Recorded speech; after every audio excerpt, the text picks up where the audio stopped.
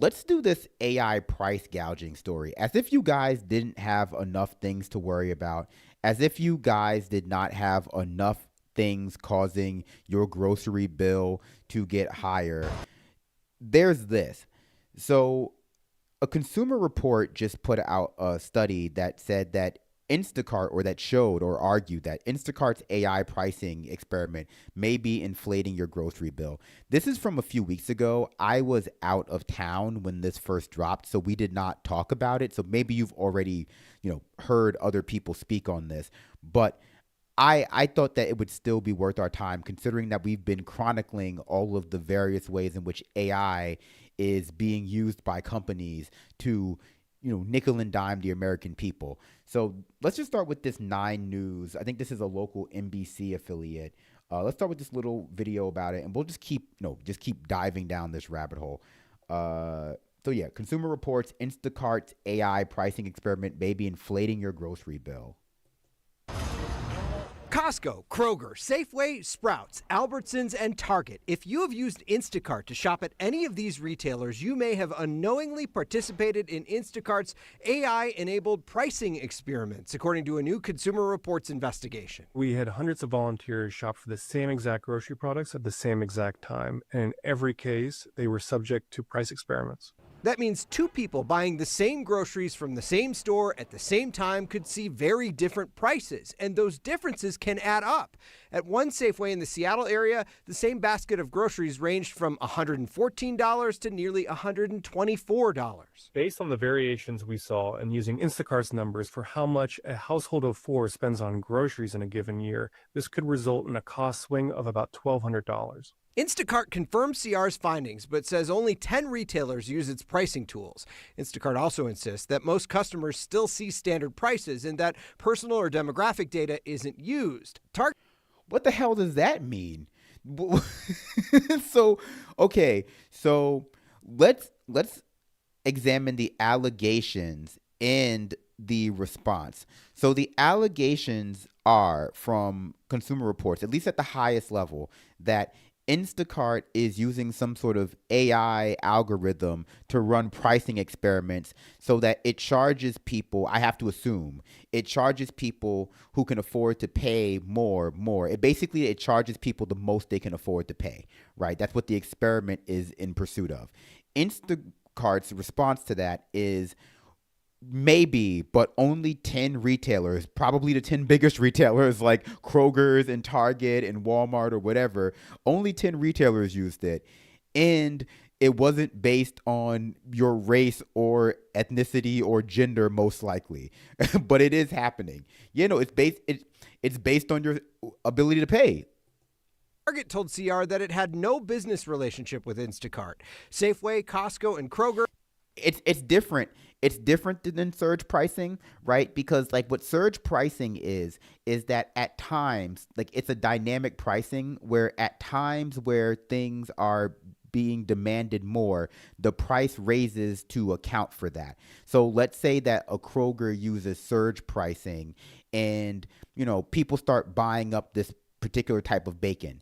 After the 10th person buys the bacon at a lower reduced price, the surge pricing knows to raise that price of bacon by $1 because people will pay for it. That is bad, and people should not be open to that happening to them. But this is even more personalized. At least the way it seems to work, or the only way this would possibly be worthwhile, is that based on like your ability to spend, it charges you the most that you can afford to spend personally. That way it doesn't leave any money on the table, because with surge pricing, you might leave money on the table. You might, for example, by raising the price of that bacon by $1, exclude somebody who would be able and willing to pay for that bacon if it were exactly 50 cents more, because you're trying to just like calculate for the average or medium or whatever you'd have to increase it by. This seems to be more like, oh no, we don't want to leave a single dime on the table, but we want to be able to charge people as much as possible. I should say "and" instead of "but" there. And so, depending probably on like whatever your spend history is, like it's crunching numbers to determine exactly how much you personally can spend to ensure that you are always paying as much as you are willing to pay without you not buying it. So like that is like way more insidious in my opinion. Did not respond to CR's questions about Instacart's price experiments. Sprouts declined to comment. Instacart has since said it has stopped experiments at Target and Costco. So what? It said you called us. Instacart said it says you called us because generally stuff like that would be done like hypothetically or with consumer data. This is all being done like dynamically. What can you do? CR's advice: shop in person when possible and stick to simple money savers like planning your list and buying in bulk. I'm Steve Stager. Steve on your side. 9 News. Yeah, no, we definitely got to check out some more of this. Yeah, like let's hear more from Instacart about what was happening here. Like I want to hear what the justification is. So this is from Good Morning America 2 weeks ago. The holiday grocery alert. A new study finds some shoppers are paying a different price to buy the same cart of food. Elizabeth Schulze is here with the... This is literally the dream of companies though, because of what I just said, right? Like they get to charge each individual shopper the most money that they would be willing and able to pay. And that's like, yeah, they don't leave any money on the table. It's like the dream. It's like the dream because otherwise you're always having to play a delicate game of charging too much or charging too little based on like the average. It's like, yeah, it's more personalized micro gouging. Answer to the question, how's that happening? Good morning, Elizabeth. Good morning, Robin. This is pretty stunning new research that could help explain why your grocery bill is so high. It shows that someone buying the exact same food as you, same time, same store, might be paying a different price as new technology changes how retailers are setting prices. So as part of this small case study from Groundwork Collaborative and Consumer Reports, nearly 200 shoppers, 4 U.S. cities, they all went on the app Instacart. They shopped for the exact same basket of foods at the same time. What they found, at one store in Seattle, a box of crackers was $3.99 for some shoppers. For others, it was $4.89. That's 23% more expensive. In Washington, Damn, D.C., did someone on the panel just gasp? That it sounded like Michael Strahan just like gasped when she said that. I would gasp too, man. It was $4.89. That's 23% more expensive. In Washington, D.C., a dozen eggs, $3.99 for some shoppers, $4.79 for others. And in Ohio, peanut butter, $2.99 for some. Others, it was $3.59. In total, 3/4 of all of the grocery items were offered at different prices. So I spoke with one of the researchers who said what's happening here is that Instacart is basically using AI to make those price changes in real time. It's trying to test how much it can raise prices before customers take something out of their cart or go to a different store altogether. So how is Instacart responding to all of this? Right. So Instacart does acknowledge that these price tests are happening. In a statement, a spokesperson told us that these limited short-term and randomized tests help retail partners learn what matters most. Yeah, but you still have to pay the money for it, right? Like it's not as though, so usually when you do this kind of like research about pricing, you do it hypothetically or you work backwards from sales data that you've already collected, right? What do I mean by hypothetically? You ask people how much they would be willing to pay, what price points they would be willing to pay, or what price points they would feel are too expensive for, like, let's say, peanut butter or any consumer product. You don't actually charge them in the moment and run the experiment on them with their own actual money, because you could understand why people would feel like that's deceptive and kind of shitty because they're actually paying for the privilege of you experimenting to see how much they will pay for something. There's no benefit to them. You're just charging them for your own, like you're charging them to do research on them. To consumers how to keep essential items affordable. They say the prices aren't adjusting in real time to supply and demand or based on customers' personal data like your income or your shopping history. And this could cost some shoppers. I mean, this is... Bro, yeah, I mean, I don't know who just said it in the background, but I think she said like, yeah, okay, tell me another one. Because of course, like what would be the purpose of it if it didn't do that? Of course it's going to be used for that, right? I can't say that's what it's being used for right now, but if it's not being used for that, it wouldn't be useful at all. Affordable. They say the prices aren't adjusting in real time to supply and demand or based on customers' personal data like your income or your shopping history. And this So, could cost then what would it be based on then? If it's not based on supply and demand and it's not based on your personal shopping history, what would it be based on? Like, some shoppers. I mean, this is some real money here. This is, and we already know groceries are Zip unaffordable. code. This study finds these price changes could ultimately cost the typical family of four an extra $1,200 per Yeah. year on groceries. That was And Michael they say again. That this is Michael where it just gets going really like, crazy. whoa. This could start to expand in store with grocers adopting digital price tags that adjust in real time. So the price that you pay when you pick a food off of the Disgusting. shelf, by the time you go check out, it could be a totally different price. certain to happen. that's crazy. Honestly, I would freak out. Like, I know that's going to sound like low IQ or whatever, low frequency, but I would freak out. I would put it back based on principle. That's so disgusting. It's so disgusting what people will put up with nowadays. Like, someone in the comments of a video said that people are like serfs now. No, serfs had way more self-respect. People have been denigrated way below the humble and like the humble serf, because you. It is. And this is where we're seeing this idea where prices can change because we're in a digital era. It's this idea that the price is set is no longer kind of the world we're living in. What? I know we're all like, it's That's no longer the world we're living in, where like the price that I see on the sign is the price that I can expect to pay. That's no longer the world with. What kind of world is that? Seems like a world with no consumer protections.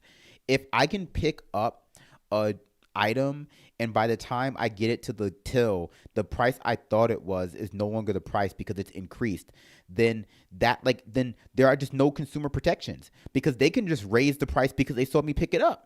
Like, right? I mean, you'll say that they won't do that, but then we'll find out a few years later that's exactly what they were doing. Like, that just doesn't sound like a world where there are any consumer protections. Because how could there be? Wow. Is this like, I think this might be the, what video is this? Is this a More Perfect Union video about it? No, this is from The Economist. I'm sorry, Economy Media. Corporate greed is reaching unimaginable levels. Studies show that companies are using AI to set personalized prices according to each person's profile. Companies may be using. Yeah, but that profile's not based on anything, apparently. It's not based on supply and demand, not based on demographic data, psychographic data, purchasing history. They're just collecting it for some reason. Yeah, tell me another one. Your data against you. Shocker. It is called surveillance pricing, and that is when a company sets the price. Of course, surveillance pricing. That is exactly what this is, and it's disgusting.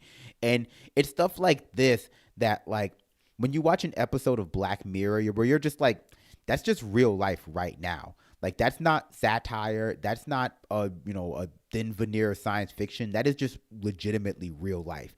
And then sometimes it's stuff like this where you're like, in fiction, they wouldn't even do this, because people before this was real would not have even believed this could happen. Because you would think that, like, it's like, come on, man. Like, do we have no dignity? Like, surveillance pricing. They got someone following you around, and when you pick up the milk, they just, like, run over and cross out, like, the 1 on, like, the first digit and replace it with a 2, and they tell you, like, that's what you pay now. Like, it's I don't know. It's just disgusting to me. It's Price you see based on your unique habits and demographics. A McKinsey study estimated that AI-based pricing systems can increase a company's revenue by up to 15%. We found big retailers with little regional competition can extract large profits simply by adjusting prices of essential goods like food items. Likewise, investigations by Consumer Reports detected differences of up to 116% in the price of the same. Oh, based on zip code, of course. Someone who in the chat said zip code. Were you spoiling it? We probably won't watch this whole thing. This feels like the kind of video that's definitely going to be copyrighted. But yeah, that's crazy. We'll watch a little bit more. Same online product, depending on the buyer's zip code. Surveillance pricing. That's when companies use someone's personal data, like browsing, even credit history, to sell them a product at a different price than what other consumers might see. And independent analysis revealed that Uber can charge up to 6% more when the user's phone battery is below 15%. Uber is in the. That's crazy. Wow. We live in hell, brother. I don't use Uber, but that's crazy. That's disgusting. That's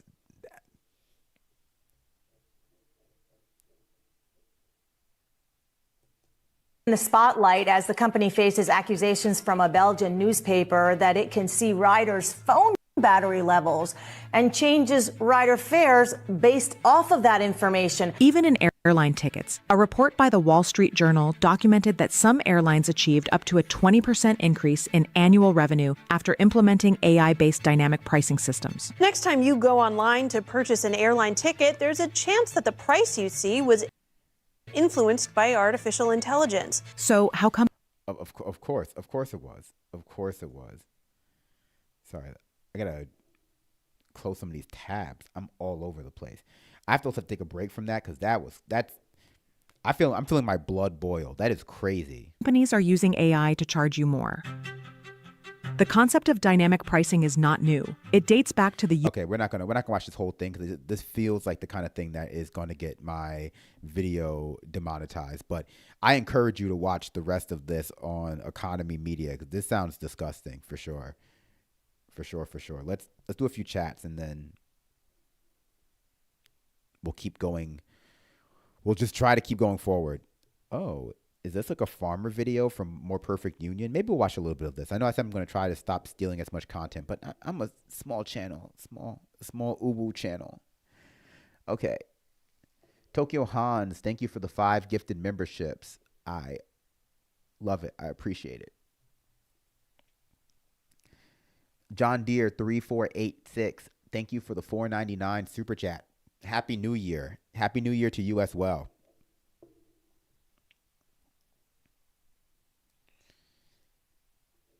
Man, that makes me mad. I need a glass of Charlie Kirk wine to calm down. I don't know if all that acid reflux will help you calm down. Ooh, especially when you see the price of Charlie Kirk wine.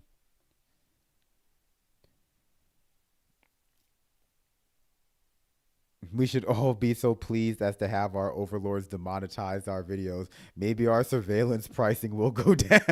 Yeah. I got to keep my credit score as low as possible so they don't jack up the prices on my peanut butter at the store. Bro, that's crazy. Cause you know what that means? They tell you that you should like pay your bills and you shouldn't get into debt. But like if you keep your credit score high, they're gonna charge you more for groceries because they think you can pay it, right?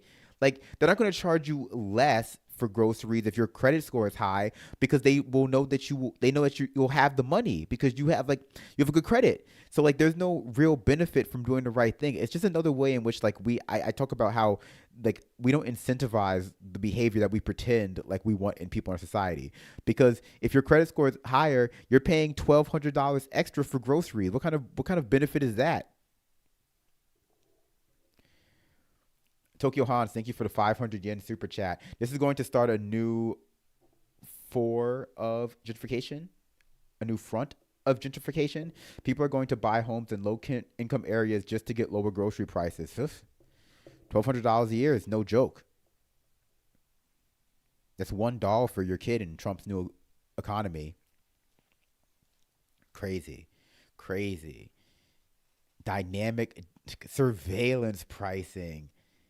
Then they have the nerve to say it's not going to be based on demographic data, supply and demand, or purchasing history. Just spit in my face. Because then what the hell would be... Of course it will be based on something like that. Like if they say it's not going to be based on any of those 3 things. Either they're lying or it's some 4th thing that it's basically all of those 3 things that like it's almost indistinguishable from lying.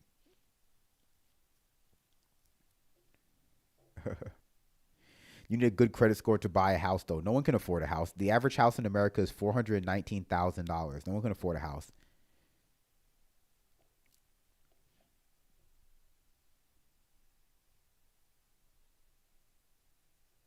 They're getting ready to mainstream 500-year mortgages. Sorry, I mean 50-year mortgages. Same difference.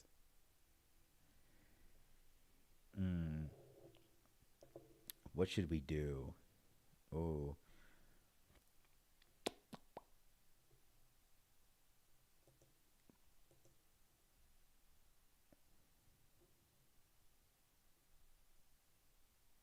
More shoppers admit to stealing at the self-checkout. Well, I wonder why. I wonder why.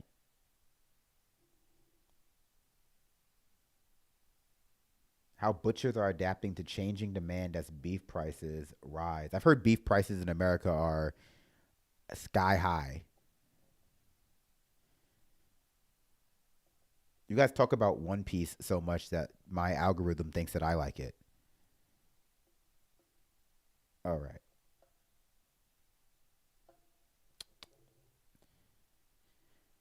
Huh. We could do that. Yeah.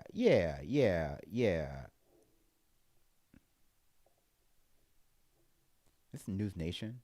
No, it's CBS News. That's fine. That's fine for this.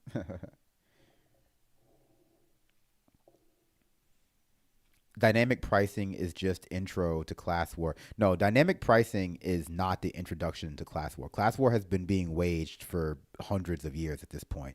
Dynamic pricing is I don't even want to like compare it to real things in war, but it's just like, I don't know. It's like literally engaging in some sort of like unfair type of chemical warfare against your opponent, like gassing your opponent or something like that. Like it's so low, like surveillance grocery price. Like it shows so little respect and care for your like, just like the human dignity of your opponents that it's like the lowest form of class war.